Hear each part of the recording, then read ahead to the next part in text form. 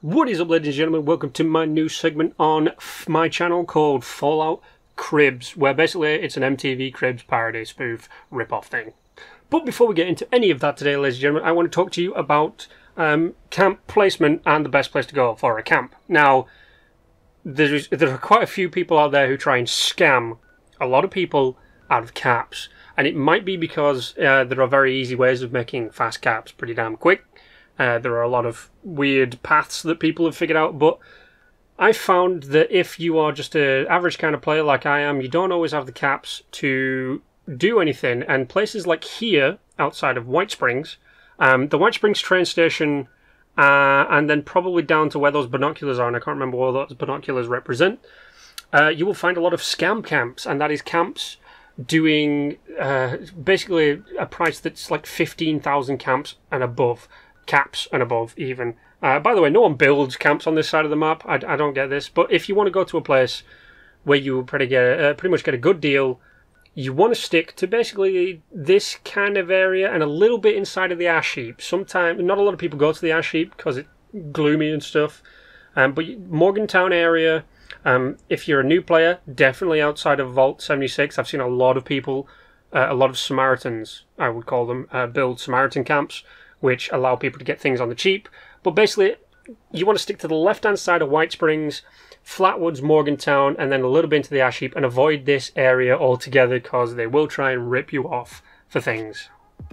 But the first one I loved. This is the first camp that I recorded, and it was a fluke. I went, pick that one, and I went to this camp, and I was blown away. Now, all this decoration outside of Vault 51, they built this into the lore. It was great. It was just beautiful. It's called Vault Mart as well, which made me giggle. But this camp was beautifully designed. It was elegantly placed together. There was no misused space whatsoever. This little alcove here, where you could take pictures with stupid things and like all that, it was funny as hell. Made me giggle internally. But the placement of the vendors themselves, absolutely great. They were perfectly laid out. They were decently spaced apart, so you could have a lot of places to wait as well at the bar if someone was at the vendor, if it was packed. But the workshop itself that we're in right now, 2 of each one that would help. So 2 armor, 2 ammo, 2 power armor, and 2 weapon ones. It was just great. It crafted perfectly. So yeah, I'm giving this one a thumbs up for just sheer beauty. But the next one itself is an interesting one. It's a stilted vendor camp. The vending itself is on the bottom, which means you don't have to run up a flight of stairs. I'm pretty sure this guy owned it. By the way, if you are on PS4 and you run into a postman inspecting your camp, or just out in the wilderness, and he salutes you, that's most likely me. I always salute. I never do the wave or anything like that. I always do the salute. So if you bump into me, please go ahead, stick it in the comment section down below if you've run into me before. If not, keep your eye out for me. But this space, this vending camp, had some good points, had some bad points. A lot of wasted space. There was a lot of open area, which probably was used to allow people to facilitate moving around if they were doing crafting. But there was, it was kind of bland decorations. I don't mind that it was all steel. That was kind of interesting. There was just a random frog jar out here, which is pretty funny. And like most vendor camps, you can't get into specific sections, mainly where the person themselves would live, I guess you would say, in lore kind of terms. But yeah, so what I could tell from the inside, just by looking through the windows, it was an elegant kind of design, but once again, there was a lot of wasted space in this area. I do approve for the fact that he built on top of the roofs. That was an interesting thing. I don't think I've ever seen that in a camp before. But yeah, I'd say this is about a 60-40. So 60 good, 40 bad. So this is getting a thumbs up for me. But the next one right here, this is up by Devil's Backbone, I do believe. Yeah, Devil's Backbone. This was a pointless camp, really. It's just... I know you're probably thinking, where do you get off, you know, going around to other people's camps and doing all this kind of stuff? But there's ways of doing camps that really do work, and especially vending camps. Now this thing was just a tower, and I was really weary about the vendors because I've seen, and I can't remember who it is, but on YouTube someone built a trader trap base in preparation for the vending machines coming out, where you would get to the point where the vending machine would be, and then you were catapulted off into oblivion. It was also on the side of a mountain, and it was just, it makes me a little bit weary about some places these days because they might be traps, which is okay. You do get to become Admiral Akbar and go, it's a trap, and I'll have all that fun. But the building itself kind of looked like a kid had just thrown up all over it. There was just the linoleum floor was really the only kind of floor. I do approve of people who put in these archways. It saves you from having to use Radaway. But it was just a tiered crafting kind of mess. All the things were separated out onto different floors, which kind of, if it was 2 floors, I wouldn't have a problem with. But there was no safety rails on the stairs, which means you will see in a second I do actually fall down the stairs trying to do something, trying to make a jump. But yeah, I mean, I understand some people just want to decorate how they can decorate. It's perfectly fine, decorate how you want. But it's just a bland kind of camp. There's me falling down like an idiot. It was a bland camp. Yeah, I mean, so when you build a camp, and I know I'm sounding like I'm, you know, the expert on camps. Trust me, there's people who build better camps than me, by far. When it comes to building a camp, you don't want to have something like this on your roof.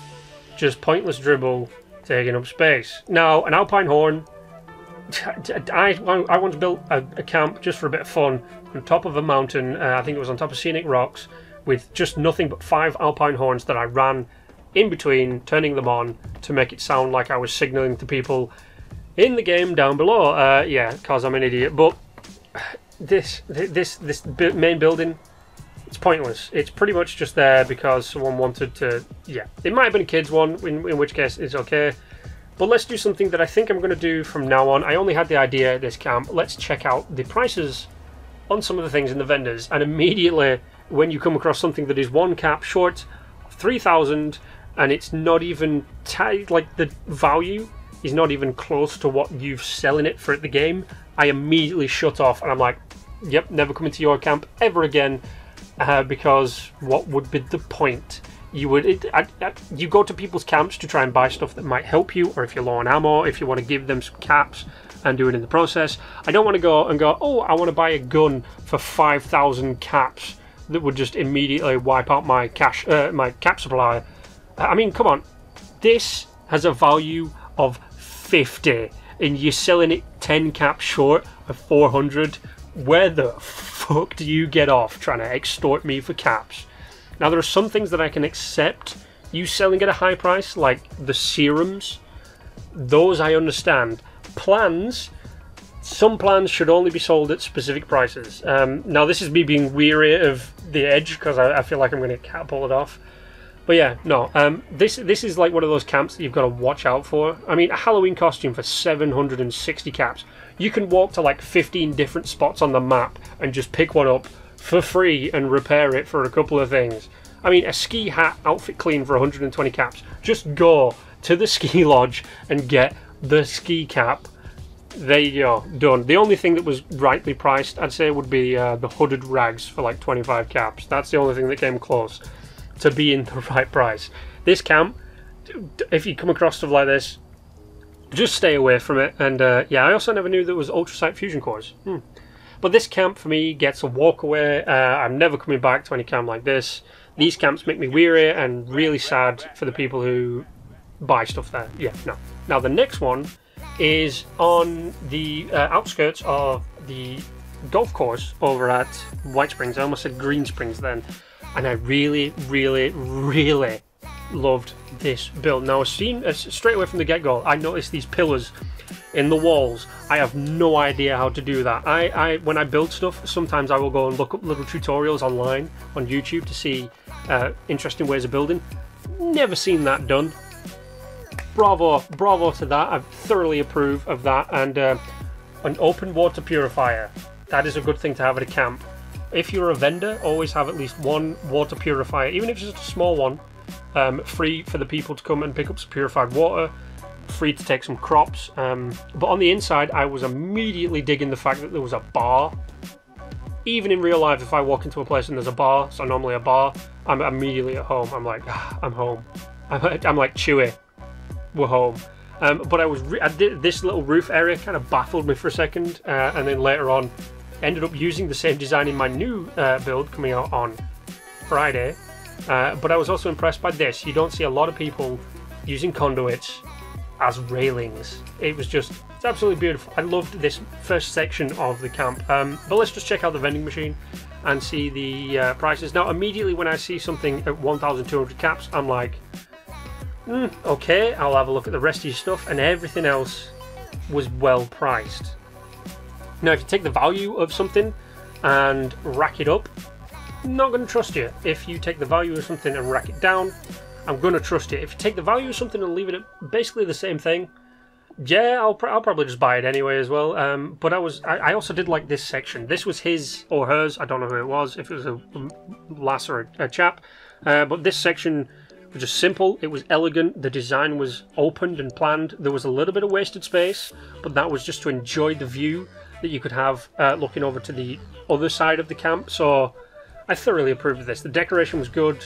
The mixture of the different types of wood. The red building worked really well with the metal pillars. So this one gets a thumbs up for me, and it gets so much of a thumbs up that I decided to take a picture of it as well, because I'm a weirdo like that. But yeah, this camp was beautiful. Now, this was never going to be in this episode. I only came across this like a day ago. I love this person so much, I wrote a Reddit post about them, about how awesome they are. This is just as you come into Flatwoods, and it is perfect in every aspect of a vendor camp. This person is the Samaritan of Samaritans. He is the god of gods. He is just pure awesome, and he's one of the few I've seen actually at the camp to help people with things like trades. Now, this thing was spaced out all over the spot. There was bits here, there was bits there, there was bits everywhere, but it was done in a lore-friendly way. Now, you saw me just down at that tent that had a lot of stuff crammed inside of it, but it was, I'm pretty sure, I never got to talk to this guy, and if you see this, well done, loved it, but this thing was just beautiful. I'm pretty sure it was supposed to be something along the lines of a responders entrance kind of gateway camp, so, you know, there was defences, there was turrets. I mean, just look at the design on that, man. But yeah, it was absolutely great. There was food for people. There was yeah, there he is, just walking away like a badass. But the vending itself, look at the prices. I mean, come on. Even when you come out of the camp, out of Fallout, out of the vault, even, I'm gobsmacked by this. When you come out of the vault itself, you've already got a couple of caps, and with, you know, Stimpaks being the highest priced thing, that makes sense. You can heal with food or you can heal with Stimpaks, and by now you can have, you know, got some stuff where you'd have a decent supply of caps, in which case, well done, you could bought some Stimpaks and be on your merry way. Or you could have just gone for the food and healed up that way. But I mean, look at a crossbow being the highest priced thing, and it's even done something like repair the 10mm pistol beyond its 100%, which in an early game I always found that I broke a lot of weapons really early and would just, you know, have to run away from a fight or try and sneak my way out of it or something like that. So this was absolutely beautiful. If I could give this 18 bajillion thumbs up, I would. It was very lore friendly, it was awesomely well built. Just the whole, yeah, no, there is not anything else I could say about this. This gets a thumbs up for being, yeah, it leaves me speechless, seeing someone who's such a nice person do such a nice thing and not want caps out of it. Beautiful, thumbs up from me. But ladies and gentlemen, that is it for Fallout Camps. I think will be the proper name for it. If you've enjoyed the video, please let me know in the description, in the comment section down below. I always do that. If you want me to come and visit your camp or your vending camp, please put your gamer tag in your PSN tag in the comment section down below, and I will come and check you out. And who knows, maybe you will get in the next episode or a future episode. But ladies and gentlemen, apart from that, thanks for coming along. You know the drill. Like, share, and subscribe. And until the next time, stay awesome.